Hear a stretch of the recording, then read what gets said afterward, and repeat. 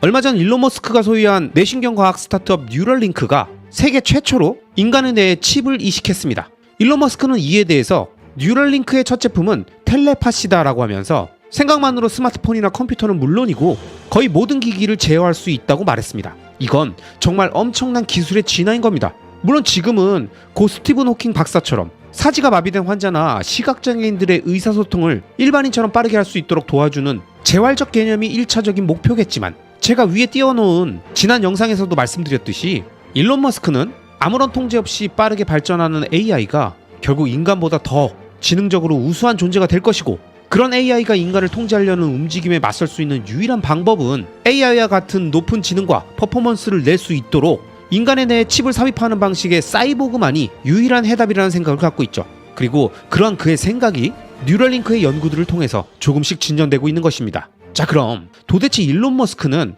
뭘 걱정하고 있는 것일까요? 미리 말씀드리면 영화 터미네이터에서 나왔던 것 같은 킬러 로봇을 두려워하는 게 아닙니다. 그보단 보다 현실적이고 그래서 더 무서운 그런 미래를 걱정하는데요. 이런 그의 생각을 정확하게 이해하기 위해서 2023년 4월 일론이 폭스뉴스와 나오는 인터뷰 내용을 더빙 영상으로 준비했습니다. 그럼 바로 영상을 함께 보시죠. 렛츠고! 갑자기 모든 곳에 AI가 등장하고 있고 사람들은 핸드폰으로 AI하고 놀고 있죠. 좋은 현상입니까? 아니 나쁜 것입니까? 사실 저는 아주 오래전 대학교 때부터 AI에 대해서 생각을 해왔습니다. 인류에 극적인 영향을 줄 수 있는 4-5가지 중에 하나라고 생각했죠. 우리가 알고 있는 한 인간은 이 지구상에서 가장 똑똑한 존재입니다. 이게 우리들을 결정짓는 특징이죠. 물론 우리 인간은 침팬지보다 약하고 덜 날렵하지만 확실히 더 똑똑합니다. 자, 그러면 이 가장 똑똑한 사람보다 훨씬 더 똑똑한 존재가 실리콘의 형상을 하고 등장한다면 어떤 일이 일어날까요? 이걸 예측하는 것은 매우 어려운 일입니다. 우리는 그런 상황을 특이점이라고 하죠. 블랙홀 같은 특이점이요. 왜냐면 그 이후에 무슨 일이 벌어질지 알 수가 없기 때문입니다. 예측하기가 너무 어려워요. 따라서 우리는 AI에 대해서 매우 신중해야 한다고 생각합니다. 그리고 대중에게 위협이 될 수도 있기 때문에 정부기관의 관리가 필요하다고 생각합니다. 그리고 이러한 일이 있을 때 식품과 약품의 경우를 들자면 식품의약청이 그래서 있는 겁니다. 그렇죠? 연방항공국이나 FCC, 연방통신위원회 같은 단체들이 대중들에게 영향을 미치고 해를 가할 수 있는 것들을 감독하는 것이잖아요. 그리고 기업들이 안전을 등한시한 결과로 사람들이 고통받게 되면 안 되기 때문에 저는 굉장히 오래전부터 AI 규제에 대해서 강력한 옹호론자였습니다. 사실 규제받는다는 것은 재미가 없어요. 규제를 받는다는 것은 고된 일입니다. 기업 규제와 관련해서 저는 경험이 많죠. 아시다시피 자동차 산업은 규제를 많이 받다 보니까 자동차를 생산하는 데 요구되는 규제로 사실 이 방을 다 가득 채울 수도 있습니다. 그것도 미국 관련 규제만으로요. 유럽과 중국 그리고 또 나머지 국가들은 또 완전히 다른 종류의 규제를 갖고 있고요. 그래서 저는 수많은 규제기관들로부터 감독당하는 일이 매우 친숙하고 매우 익숙하고, 로켓도 마찬가지입니다. 그냥 되는 대로 로켓을 쏘면 안 돼요. 작은 거라도 말이죠. 왜냐면 FAA 연방항공국이 다 감독하고 있고 심지어 발사 라이센스를 획득하는 것조차 6개 이상의 연방기관들 플러스 국가기관의 승인이 필요하기 때문입니다. 이렇게 저는 수많은 규제 상황들을 겪어왔어요. 그런데 가끔 사람들은 제가 무슨 정기적으로 규제기관에 반항하는 일종의 규제계의 이단아라도 되는 것처럼 생각하지만 그건 사실이 아닙니다. 정말 아주 드물게 규제기관과 의견이 일치하지 않을 때만을 빼고 거의 대부분 저희 회사들은 규제기관과 동의하고 규제를 준수하죠. 어쨌든 우리는 그래서 이러한 문제를 진지하게 받아들이고 규제기관이 만들어져야 한다고 생각합니다. 일단 어떤 그룹을 지정해서 AI에 대해 통찰을 하고 그 다음 업계로부터 의견을 구한 다음 규율을 제안하게끔 해야 한다는 생각이에요. 그리고 그 규율들은 찬찬히 AI 분야의 핵심 관계자들로부터 받아들여질 것이고요. 그러한 상황에서는 진보한 AI가 인류에 이롭게 쓰일 가능성이 크다고 봅니다. 하지만 모든 규제는 인지된 위험으로부터 시작하지 않습니까? 비행기가 하늘에서 추락하고 음식이 식중독을 일으키듯이 말이죠. 그런데 과연 아이폰에서 AI로 노는 사람들이 이런 위험을 인지할 수 있을까요? 어떤 위험들이 있다고 생각하시는지 대략적으로라도 설명해 주실 수 있을까요? Yeah, so the danger. 어쩌면 AI는 잘못된 비행기 설계나 생산 관리 혹은 자동차 생산 오류보다 더 위험할 수 있다고 생각합니다. 그렇게 될 가능성이 아무리 작다고 할지라도 사소한 문제가 아니고 문명을 파괴할 수 있는 잠재력을 갖고 있습니다. 터미네이터 같은 영화도 있는데요. 실제로 그 영화처럼 되지는 않을 거예요. 왜냐면 모든 지능은 데이터 센터에 있는 것이고 로봇은 그저 말단의 장치일 뿐이니까요. 하지만 여기서 당신이 암시하는 것은 규제라는 것이 무언가 끔찍한 일이 일어난 이후에나 발효된다는 거잖아요. 네, 맞습니다. 만약 AI 경우에도 그렇게 돼서 끔찍한 일이 일어난 이후에 규정을 적용하게 되면 규제가 제대로 자리 잡기엔 너무 늦은 시점입니다. 이미 AI가 통제를 했을 거거든요. You think that's real? It is. 당신은 실제로 그렇게 된다고 생각하시는 겁니까? AI가 주도권을 잡아 사람들 대신 선택을 하고 전원을 끌 수 없는 그런 지점까지 올 수 있다고 생각하시는 거예요? 네, 물론이죠. 물론이라고요. No, that's definitely where things are headed. 지금 분명히 그 방향을 향해 가고 있으니까요. 확실히 그렇습니다. GPT-4를 기반으로 한 챗 GPT는 불행하게도 창립 당시 제가 주요 역할을 했던 오픈 AI에서 만들어졌는데요. 예전 비영리 기업이었을 때 말씀이시죠? 네. 오픈 AI가 존재하는 이유 자체가 구글의 CEO인 레리 페이지와 제가 가까운 친구 사이였을 때 저는 그의 팔로알토 집에 머물면서 AI 안전에 대해서 밤늦도록 이야기를 했기 때문입니다. 하지만 제가 보기엔 레리는 AI 안전에 대해 심각하게 생각하지 않는 것 같았어요. AI에 대해서 어떻게 말을 하던가요? 기본적으로 그는 AI가 디지털 슈퍼 지능, 그러니까 한마디로 디지털 신이 가능한 빨리 되길 바랬던 것 같습니다. 그걸 원했다고요?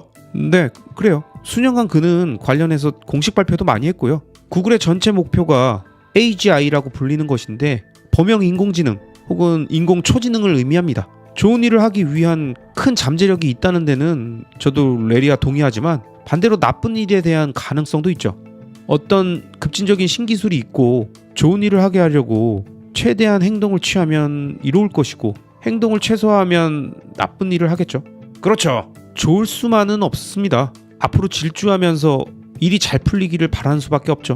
그러다가 레리한테 제가 그래도 인류의 안전은 확인되어야 한다고 했더니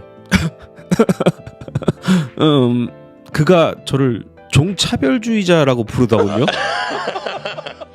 그 용어를 썼나요? 네, 목격자도 있고요. 레리가 저를 종차별주의자라고 했을 때 저만이 있었던 건 아니거든요. 그래서 제가 그래, 나 종차별주의자야. 네가 맞췄네. 그런 너는 뭔데? 제가 그렇게 얘기했어요. 맞아, 나 완벽한 종차별주의자야. 딱 들켰네. 그게 레리의 마지막 일격이었죠. 그 당시 구글은 딥마인드를 갖고 있었는데 구글과 딥마인드는 전 세계 AI 인재들의 4분의 3을 보유하고 있었습니다. 그 누구보다 자본도 많고 컴퓨터도 많이 갖고 있었죠. 지금 우리는 단극화된 세계에 살고 있습니다. 하나의 기업이 거의 독점으로 AI 인재와 확장형 컴퓨팅 같은 컴퓨터를 보유하고 있는데 총책임자는 안전에 관심이 없죠. 이건 좋지 않습니다. 그렇다면 구글과 가장 반대되는 것은 무엇일까라고 생각했을 때 모든 것을 공개하는 비영리 단체였습니다.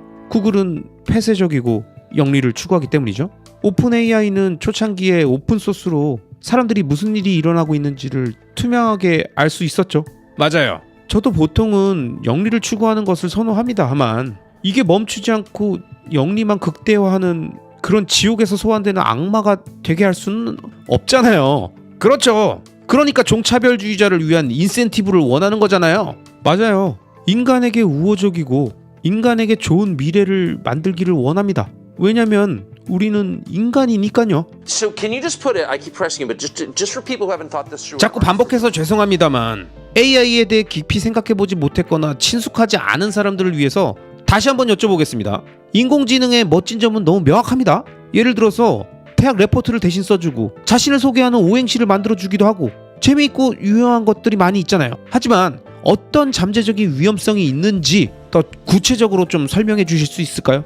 AI가 어떤 일을 벌일 수 있으며 정확히 어떤 게 우려되는 건가요? Going with old sayings, the pen is mightier than the sword. 펜은 칼보다 강하다라는 옛 속담처럼 만약 글을 매우 잘 쓰는 그러니까 영향력이 있고 설득력이 있는 글을 쓰는 초지능 AI가 있고 지속적으로 사람들에게 어떤 것이 설득력 있는지를 오랜 기간에 걸쳐 탐구했다고 생각해보자고요. 그 다음에 이게 소셜미디어, 예를 들어 트위터나 페이스북에 침투해서 여론을 부정적인 방향으로 조정한다면 우리가 이것을 알기나 하겠습니까? How do we even know? So to sum up in the words 우리가 이것을 알기나 하겠습니까? 자, 일론 머스크의 말을 인용해 정리하자면 전 인류의 역사상 인간은 이 지구상에서 가장 똑똑한 존재였습니다. 이제 인간은 자신들보다 훨씬 더 똑똑한 것을 창조해냈고요. 그리고 그 결과는 예측 불가능합니다. 그런데 이것을 창조한 사람들은 신경 쓰지 않고 있죠. 실제로 머스크의 말을 빌어 구글의 창업자이자 그의 과거 친구였던 레리 페이지는 디지털 시인을 설계할 예정이랍니다. 또한 누구든 이것을 걱정하는 사람은 종차별주의자, 즉 인간의 안위를 먼저 생각하는 사람으로 치부한다는 거죠.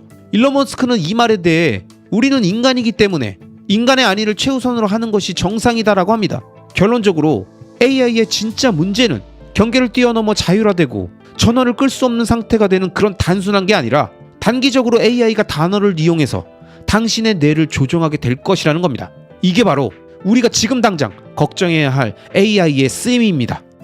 여러분, 마지막에 폭스뉴스 앵커가 정리한 내용처럼 일론 머스크가 우려하는 건 SF 영화에 나오는 AI 로봇 군단이 인간을 통제하고 억압하는 그런 물리적인 위협이 아닙니다. 그가 우려하는 건 우리보다 똑똑하고 우리보다 우리를 더 잘 알고 어떻게 하면 우리를 설득할 수 있는지 정확하게 이해하게 된 AI가 인간의 안위보단 자신들에게 유리한 형태로 제도와 법률과 정치가 작동될 수 있게 인간을 선동하고 우리의 뇌를 조종하는 멘탈적 심리적 위협을 이야기하는 것이죠. 그리고 이러한 위협은 아마 그리 멀지 않은 미래에 우리에게 다가올 현실이지 않을까 싶습니다. 자, 여러분, 보통 우리가 AI와 관련해 이런 어두운 미래에 대해서 계속 생각하다 보면 지금 하고 있는 자신의 일과 노력, 모든 행동들이 다 의미 없는 거는 아닌가 회의론에 빠질 수도 있고, 이런 미래에 나와 우리 아이들은 어떻게 살아가야 될지 고민하게 되기도 합니다. 그럼 이에 대한 일론 머스크의 생각을 2023년 5월 CNBC와의 인터뷰 내용을 통해서 함께 들어보시죠. Elon, I'm being told we have to wrap up. Your board has been very... AI와 관련된 마지막 질문을 드릴게요. 아이가 많으시죠? 저도 아이들이 있습니다. 그리고 그중 한 명은 곧 사회로 나가게 될 건데요. 저는 그 아이에게 AI 기술이 존재하고 더 발전할 일밖에 없는 상황에서 커리어 조언을 해주기가 참 어렵습니다. 이렇게 변화가 큰 상황에서 당신 아이들에게 직업에 대해서 조언을 해준다면 도대체 어떤 말을 해줘야 가치가 있을지 궁금합니다.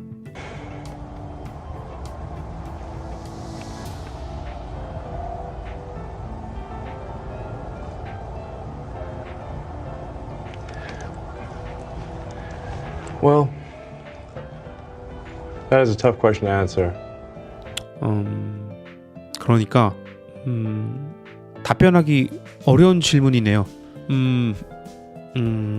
저라면 그냥 자신의 마음이 따르고 자기가 흥미를 갖고 성취감을 느낄 수 있는 일을 하라고 할 것 같습니다. 그리고 최대한 이 사회에 도움을 주는 사람이 되도록 노력하라고 말해주고 싶어요. 만약 요술램프의 지니 같은 상황처럼 우리가 AI에게 무슨 소원이든 부탁할 수 있다고 한다면, 그리고 그 소원이 아무리 선한 시나리오라고 쳐도 사실 그걸 통해서 어떻게 성취감을 느낄 수 있겠습니까?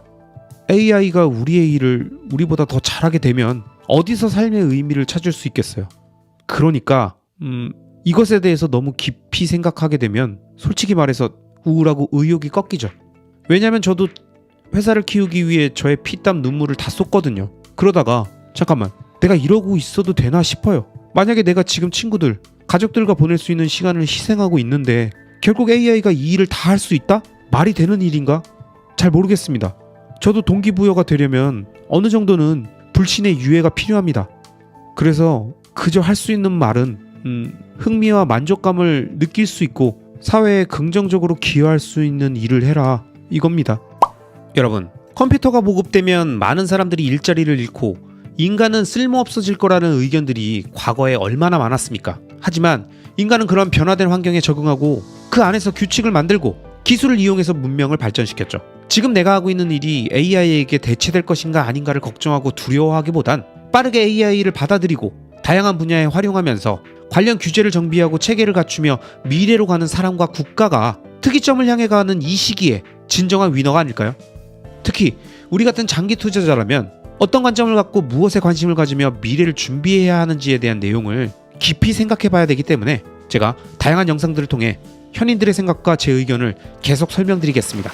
여러분, 만약 여러분이 미래를 받고 미래의 퍼즐 조각을 쥐고 미래를 살았다면 현재의 소음과 과거의 망령들 속에서 초연하게 자신이 처음 생각했던 가격에 반응하지 않고 가장 맑은 정신 상태에서 판단하고 찾아냈던 그 미래의 방향성, 미래의 모습, 미래의 퍼즐 조각을 계속 맞춰가는 장기 투자 마인드를 유지하시기 바랍니다.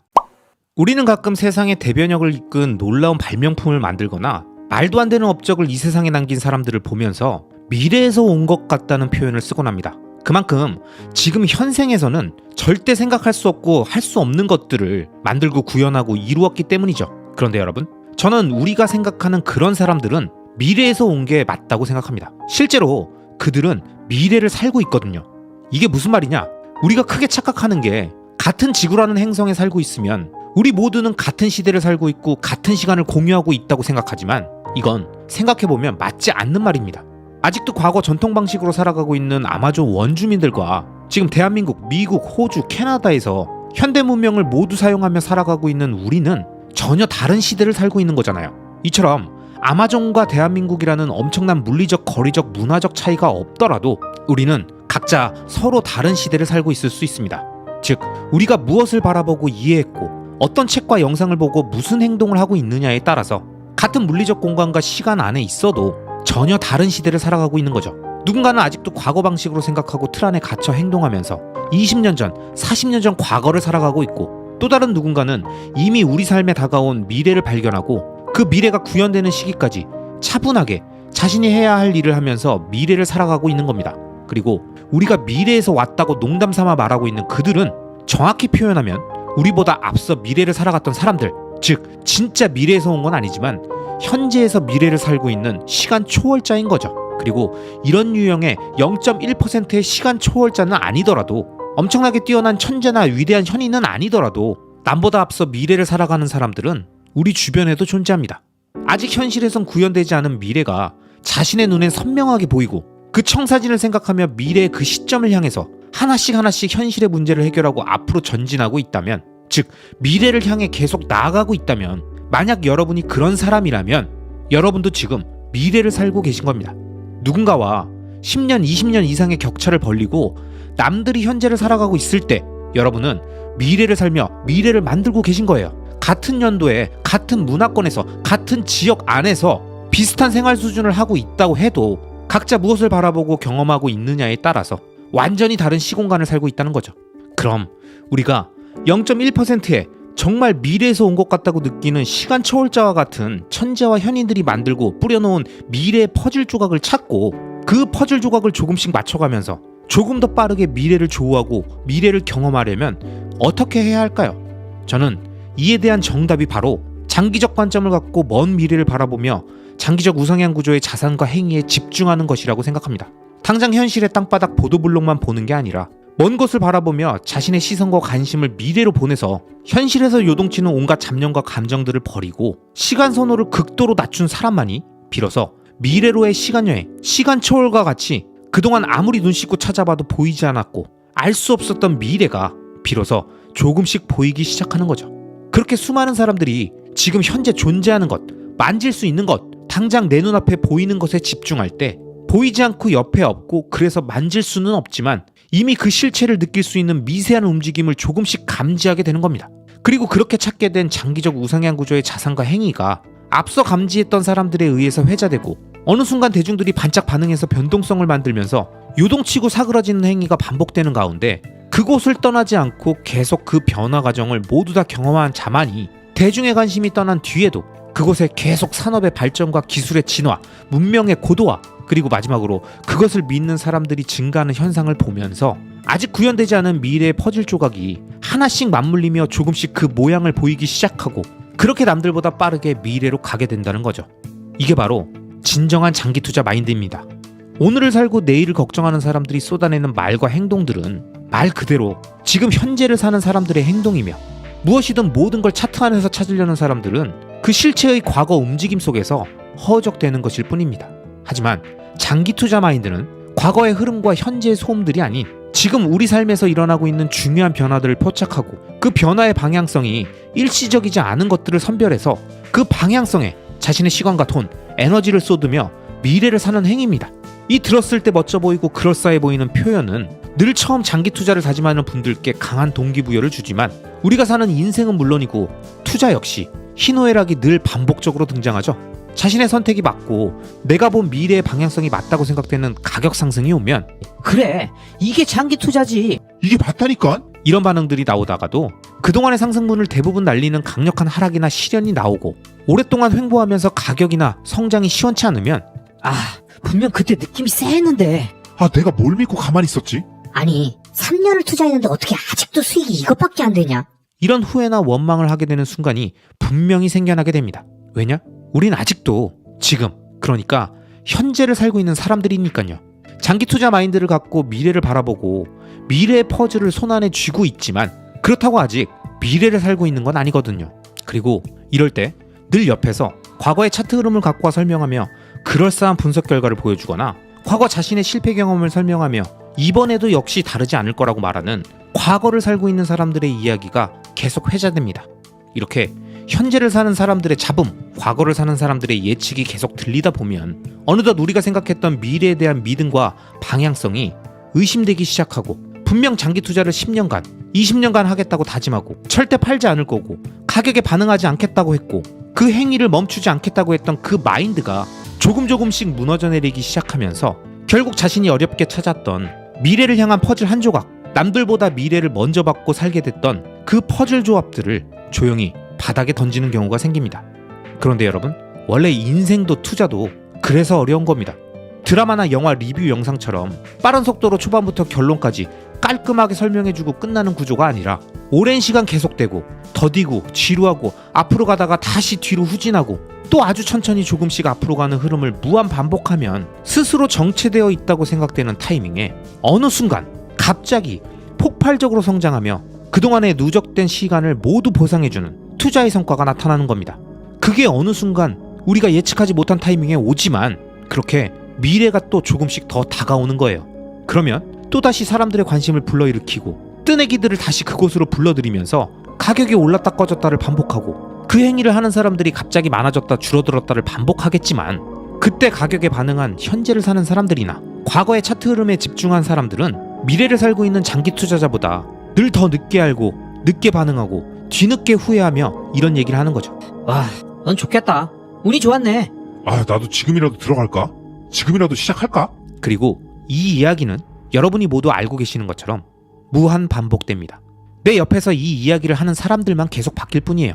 그래서 전 여러분들께 꼭 말씀드리고 싶습니다. 여러분, 만약 여러분이 미래를 받고 미래의 퍼즐 조각을 쥐고 미래를 살았다면 현재의 소음과 과거의 망령들 속에서 초연하게 자신이 처음 생각했던 가격에 반응하지 않고 가장 맑은 정신 상태에서 판단하고 찾아냈던 그 미래의 방향성, 미래의 모습, 미래의 퍼즐 조각을 계속 맞춰가는 장기 투자 마인드를 유지하시기 바랍니다. 지금까지의 인풋 대비 아웃풋, 몇 년을 투자했니 마니 하는 이런 푸념 같은 이야기 말고 내가 봤던 그 미래의 방향성에 변화가 없다면 그 장기적 우상향 구조의 자산과 행위의 본질이 아무런 변화가 없이 유지되고 있다면 여러분은 리스크를 시간에 녹일 때입니다. 이럴 때가 바로 제가 늘 말씀드렸던 리스크를 시간에 녹여 수익으로 치환할 때입니다. 왜냐? 우리는 지금 미래를 살고 있으니까요. 그리고 현재는 조금씩 미래를 향해 가고 있으니까요. 그 간극의 리스크는 시간으로 녹여 모두 수익으로 치환받는 겁니다. 아시겠죠? 제시 리버모어는 자신의 기가 막힌 감과 천재적인 판단으로 때마침 주가 폭락에 배팅하는 도박적인 공매도를 걸어놨고 이 한 방의 선택으로 제시는 하루에 30억 달러, 원화로 3조 9천억 원을 법니다. 이 책에서는 제시 리버모어처럼 한때는 레전드였지만 지금은 아무도 기억하지 못하는 또 한 명의 투자자를 소개하고 있습니다. 버크셔 해서웨이의 워렌 버핏과 찰리 먼거 말고 제3의 멤버가 있었다는 사실을 알고 계십니까? 바로 릭 게린이라는 사람입니다. 이 게린이라는 인물이 버핏, 먼거와 함께 공동으로 투자하고 사업을 맡길 매니저도 함께 뽑던 사람인데 어느 순간 갑자기 투자의 역사에서 사라졌습니다. 투자의 세계에는 늘 떠오르는 스타가 있고 언제나 최고의 수익률을 자랑하는 엄청난 투자자들이 존재하지만 끝까지 존재하고 위대한 투자자로 추앙받는 사람은 그리 많지 않습니다. 왜 그럴까요? 그 이유는 바로 투자의 세계에서 가장 중요한 가치가 수익률이 아닌 생존이기 때문입니다. 제가 좋아하는 모건 하우절의 돈의 심리학을 보면 이런 구절이 나옵니다. 부자가 되는 방법에는 100만 가지가 있고 그 방법을 다룬 책도 많다. 그러나 부자로 남는 방법은 하나뿐이다. 겸손함과 편집증이 어느 정도 합쳐져야 한다. 여러분, 이 문장의 의미에 대해서 이번 영상을 통해 투자의 세계에서 가장 중요하고 저 역시 가장 의미 있는 가치 중에 하나로 생각하고 있는 생존의 중요성에 대해서 실존 인물 2명의 이야기를 통해서 설명해 드리겠습니다. 먼저 트레이딩을 좀 하신 분들이라면 제시 리버모어라는 인물에 대해서 잘 아실 겁니다. 1877년에 태어나서 14살의 나이에 단돈 $5를 들고 가출해서 그 당시 사람들이 트레이더라는 직업이 있는 줄조차 몰랐던 시절에 전문 트레이더로 활동하면서 30살의 나이에 현재 물가 기준으로 $1억, 원화로 1,300억 원을 번 전설적인 인물입니다. 그리고 그가 활동하던 시기에 우리 모두가 알고 있는 공포의 그 단어, 1929년 10월의 일주일 동안 주식시장 시총의 3분의 1이 사라진 블랙 먼데이를 겪은 인물입니다. 그 당시 이 공포의 폭락장으로 인해서 수많은 월스트리트의 투기꾼들이 자살했다라는 뉴스가 이곳저곳에서 들려오고 있다 보니까 집에 돌아오지 않았던 제시 리버모어를 가족들이 애타게 찾고 있었죠. 그런데 다행히 제시는 아무 일 없이 집에 돌아왔고 아내와 아이들은 울면서 남편을 맞이하면서 괜찮냐고 제시에게 물어봤다고 합니다. 그런데 사실 제시 리버모어는 자신의 기가 막힌 감과 천재적인 판단으로 때마침 주가 폭락에 배팅하는 도박적인 공매도를 걸어놨고 이 한 방의 선택으로 제시는 하루에 $30억, 원화로 3조 9천억 원을 법니다. 단 하루에 3조 9천억 원을 벌었다면 이건 어떤 기분일까요? 그것도 모두가 자산이 폭락하고 있는 가운데 혼자 4조 원 가까운 돈을 벌면서 제시 리버모어는 그 당시 세계에서 가장 부유한 사람 중 한 명이 되었습니다. 그런데 난 왜 누군지 모르지? 라고 생각하시는 구독자님들이 많으실 텐데요. 여러분들이 모르시는 데는 다 이유가 있습니다. 왜냐면 이야기는 여기서 해피엔딩으로 끝나지 않고 시간이 더 흘러 4년 후로 넘어갑니다. 1929년에 대박을 쳤던 리버모어는 모든 투자자들이 그렇고 모든 인간이 그렇듯이 자신감에 넘친 나머지 점점 큰 배팅을 했고 결국 그높던 수익률은 평균으로 회귀하며 감당할 수 없는 엄청난 빚을 지게 됐고 결국 주식시장에서 모든 걸 잃었습니다. 그리고 자신의 파산으로 자괴감과 수치감을 느꼈던 리버모어는 1933년에 이틀간 잠적해서 뉴욕타임즈에 글을 찾는 기사 내용이 올라오고 가족들이 애를 태우면서 기다렸는데 결국 집으로 돌아왔지만 스스로 목숨을 끊고 투자의 세계에서 사라졌습니다. 그리고 지금 이 순간 사람들이 피터 린치, 워렌 버핏은 알아도 제시 리버모어를 모르는 이유가 바로 시장에서 생존하지 못했기 때문입니다. 그래서 모건 하우절은 이 책에서 금전적인 성공을 한 단어로 요약한다면 생존이라고 생각했습니다. 미국 주식시장에 상장될 수 있을 만큼의 성공적인 회사의 40%는 시간이 지나면서 점점 우하향해서 결국 시가총액이 0이 되는 게 바로 자본주의이며 그렇기 때문에 이곳에서는 돈을 버는 것도 어렵지만 돈을 잃지 않는 것 역시 전혀 다른 별개의 영역이라고 모건 하우절은 얘기합니다. 그러면서 돈을 버는 것은 리스크를 감수하고 낙천적으로 사고하고 적극적 태도를 갖는 게 필요하다면 돈을 잃지 않는 건 겸손해야 하고 돈이 빨리 사라질 수 있음을 두려워할 줄도 알아야 한다고 말하면서 번 돈의 일부는 운에 의해 주어진 것이기 때문에 그 행운이 계속 반복될 것이라는 생각을 버리고 겸손한 태도를 가질 필요가 있다고 강조합니다. 이 책에서는 제시 리버모어처럼 한때는 레전드였지만 지금은 아무도 기억하지 못하는 또 한 명의 투자자를 소개하고 있습니다. 혹시 구독자님들은 버크셔 해서웨이의 워렌 버핏과 찰리 먼거 말고 제3의 멤버가 있었다는 사실을 알고 계십니까? 솔직히 전 이 책을 보고 처음 알았는데 바로 릭 게린이라는 사람입니다. 이 게린이라는 인물이 버핏, 먼거와 함께 공동으로 투자하고 사업을 맡길 매니저도 함께 뽑던 사람인데 어느 순간 갑자기 투자의 역사에서 사라졌습니다. 이에 대해 워렌 버핏이 했던 이야기를 들어보면 자신과 찰리는 본인들의 투자 방식을 통해 엄청난 부자가 될 거라는 사실을 알고 있었기 때문에 투자를 서두르지 않았던 반면 릭은 똑똑했지만 서둘렀다고 합니다. 그는 1973년부터 1974년까지 이어진 경기 하락 국면에 대출을 사용해서 투자금을 늘렸는데 그동안 주식시장이 70% 하락하면서 주식 가격이 단법가 밑으로 내려가면서 마진콜이 들어오게 되다 보니까 게리는 현금을 확보하기 위해서 본인이 갖고 있던 버크셔 해서웨이 주식을 $40도 안 되는 헐값에 팔면서 역사 속에서 사라진 거죠. 지금 버크셔 해서웨이의 주가는 546,215달러로 하나로 대략 한 주당 7억 원이 넘는 가격을 약 50년 전인 1974년에 게린은 단돈 $40에 판 겁니다. 만약 그 당시 게린도 버핏과 먼것처럼 자신의 투자 방식을 믿고 리스크를 시간에 녹여 수익으로 치환한다는 생각을 갖고 서두르지 않았다면, 그랬다면 지금 버크셔 해서웨이 주주총회엔 3명이 함께 등장하는 그림이 나타났을지도 모릅니다. 여러분, 앞서 나온 제시 리버모어와 릭 게린의 사례는 우리에게 많은 영감을 줍니다. 첫째, 투자에서 가장 중요한 것은 높은 수익률이 아니라 무조건 생존하는 것입니다.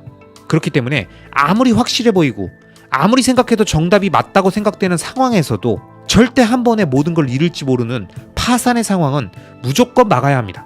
그렇게 최악의 상황이 발생될 확률을 줄이고 생존할 확률을 계속 높여가는 것이 결국 돈을 벌고 지키기까지 하는 길인 겁니다.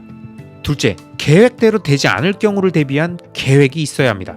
아무리 완벽해 보이는 계획에도 늘 내가 예상치 못한 리스크가 숨어져 있을 수 있습니다. 가끔 우리가 말하는 성공은 무조건 운이 따라야 된다, 운칠기삼이다, 운이 없인 큰 성공이 어렵다, 이렇게 운이라고 하는 내가 예측할 수도 없고 컨트롤할 수도 없는 존재가 결정적 역할을 할 수 있다는 걸 알면서도 그 운이 반대 방향으로 움직여서 내가 하는 일을, 내가 하는 투자를 망치는 쪽에 불운으로 확 불어올 수도 있다는 사실을 역시 꼭 생각해야 한다는 거죠.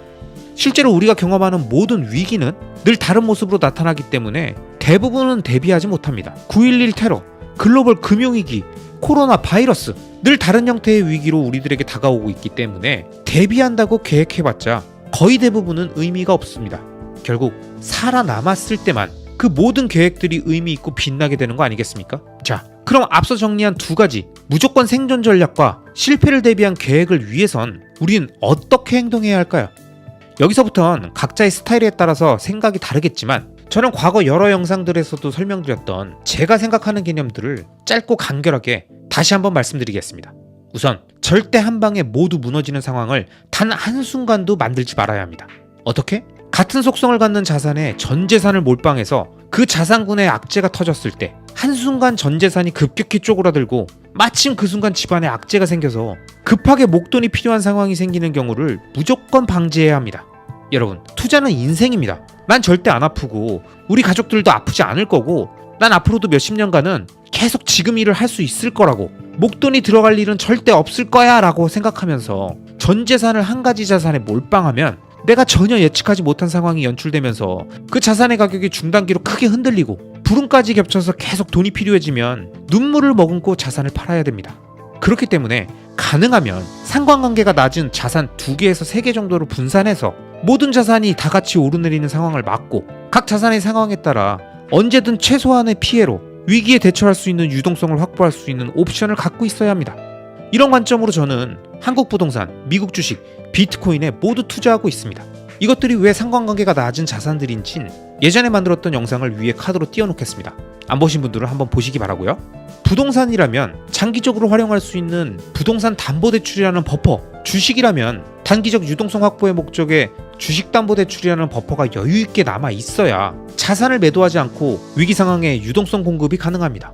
그렇기 때문에 이런 버퍼는 절대 평소에 최대치로 빼서 활용하지 마시고 가장 보수적 관점으로 접근해야 합니다. 지난 부동산 하락기에 역전세로 무너진 투자자들을 보면 갭 투자를 하면서 임차인 보증금에 선순위로 은행 대출까지 풀로 땡겨서 갭을 최소화하면서 투자했던 분들이 대부분입니다. 이렇게 레버리지의 비율을 맥스로 올리려는 마인드가 바로 수익률 극대화라는 유혹 때문이고, 이 유혹에 빠져서 자신의 투자금을 최소화하고 은행과 임차인의 자금을 최대한 활용했다가 부동산 경기가 얼어붙는 시점이 강하게 오니까 그 순간을 견디지 못하고 줄줄이 파산하게 된 겁니다. 주식도 마찬가지죠. 상승장에서 최대한 주식수 늘리고 싶으니까 주식담보대출을 최대한 끌어서 수량을 늘렸는데 급격한 하락장이 오는 순간 주식계좌의 증거금이 급격히 줄어들며 증거금 부족이 뜨는 걸 막고 또 막고 가다가 결국 마지막에 가장 최저점의 주가에 더 이상 막지 못하고 대부분의 주식을 헐값에 던진 릭 게린처럼 소중한 장기적 우상향 주식을 날리는 경우가 주변에 너무 많았죠. 배율이 10배, 30배, 100배나 되는 선물 거래가 가능한 암호화폐의 경우엔 이런 청산 케이스가 주변에 널렸습니다. 단 1초라도 증거금이 부족하면 청산되는 이런 최악의 레버리지 구조를 수많은 사람들이 이용하면서 자신의 소중한 비트코인을 날리는 걸 보면 저는 정말 이 사람들이 비트코인을 소중하게 생각하는 게 맞나? 아니 정말 이 사람들은 이 주식을, 이 부동산을 장기적 우상향이라고 보고 최대한 오랫동안 보유하려고 한 게 맞나? 라는 의심이 듭니다. 여러분, 오늘 영상에서 언급한 내용처럼 장기적 우상향 구조의 좋은 자산을 발견하고 모아가는 것도 투자의 과정에서 엄청나게 어렵고 힘든 과정이지만 이 과정을 통해서 모은 소중한 자산을 지키는 과정 역시 엄청난 노력이 필요한 영역입니다.